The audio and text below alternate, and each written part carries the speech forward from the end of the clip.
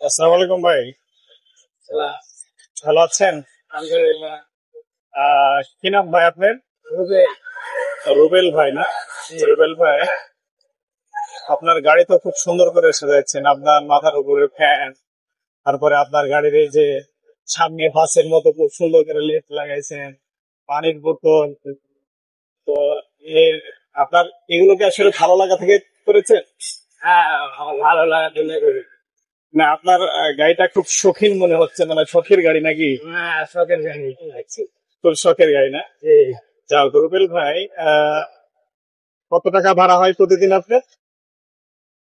আমি তো সারাদিন সকালে বাড়াই, বেলা দুটো পর্যন্ত চালাই, বেড়ে বেড়ে যা হয় এই 900, 1000, 1100। আচ্ছা, এটা প্রতিদিন 900,000 টাকা হয়। গড়ে 1,000 টাকা থাকে কি প্রতিদিন? থাকে না? থাকে। আচ্ছা, ঠিক আছে। প্রতিদিন গড়ে 1,000 টাকা থাকে, তাহলে মাসে দাঁড়ায় হচ্ছে 30,000 টাকা।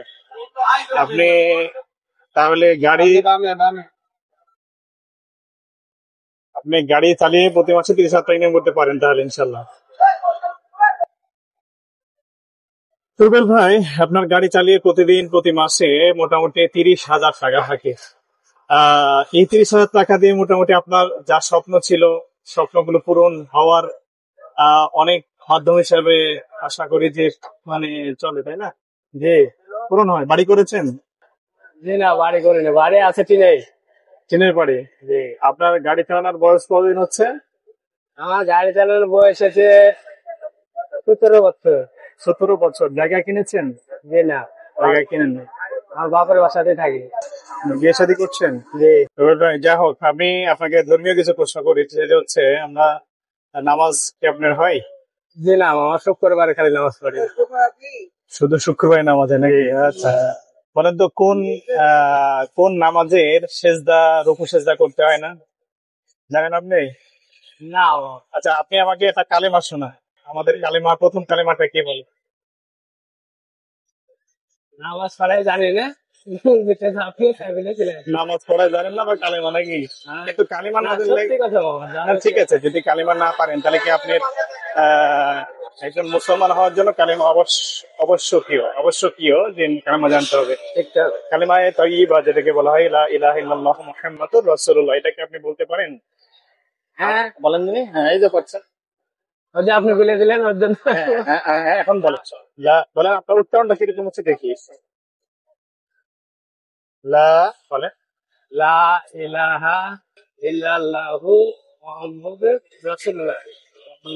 আচ্ছা, আমাকে আপনি নামাজ পড়তে তো সূরা লাগে, একটা হোক, দুটা হোক, তিনটা হোক, চারটা, সর্বনিম্ন চারটা সূরা জানতেই হয়। সূরা ফাতিহা বাদ দিয়ে মোট সূরা 5টা আছে। আপনি কোন একটা সূরা আমাকে, আপনি যেটা জানেন সেটা একটা আমাকে শোনাবেন কি আমাদের? আমাকে একটা জানি না। একটা সূরা জানেন না?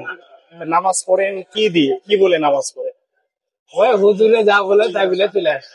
হুজুরে যখন আলহামদু বললে আপনি আলহামদু বলেন, হ্যাঁ, তাহলে যখন জোরে জোরে পড়ে ইমাম সাহেব, তখন আপনি হুজুরের সাথে জোরে জোরে পড়েন, হ্যাঁ, তাই না? কিন্তু ইমাম সাহেব যখন আস্তে পড়ায়, যেমন জোহরের, আসরের, সে সময়গুলিতে আপনি কি পড়েন?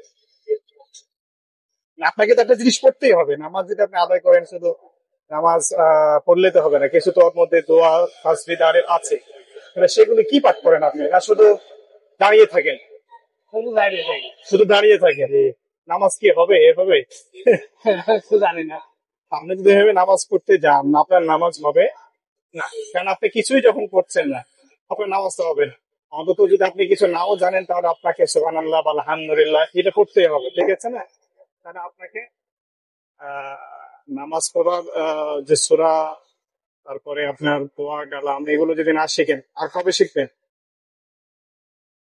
বিয়ে শাদী করছেন? জি ভাবি কি নামাজ পড়ে? না। আমিও পড়ে না, আপনিও পড়েন না, মানে দুজনে একই ক্লাসে পড়ে? দুদিনে ভাগ করে এখন দুদিনে দুজন থেকে শিখে নেওয়া যায় নাকি ভাই? হ্যাঁ, হ্যাঁ। যেহেতু আমরা মুসলমান, সেক্ষেত্রে অবশ্যই এটা পালন করা দরকার, ঠিক আছে না? জি। নামাজের যে দোয়াগুলি দরকার, অবশ্যই শিখে নেবেন রোল ভাই, ঠিক আছে? যাক, অনেক কথা হলো রোল ভাই, আশা করি আপনি দোয়াগুলি শিখবেন আর নামাজ আদায় করবেন, তাহলে আশা করি আপনার নামাজটা কবুল হবে। আর 5 ওয়াক্ত নামাজ পড়ার চেষ্টা করবেন। দুনিয়াতে টাকাই তো সব না, তাই না ভাই? বলেন। আচ্ছা, ধন্যবাদ রুবেল।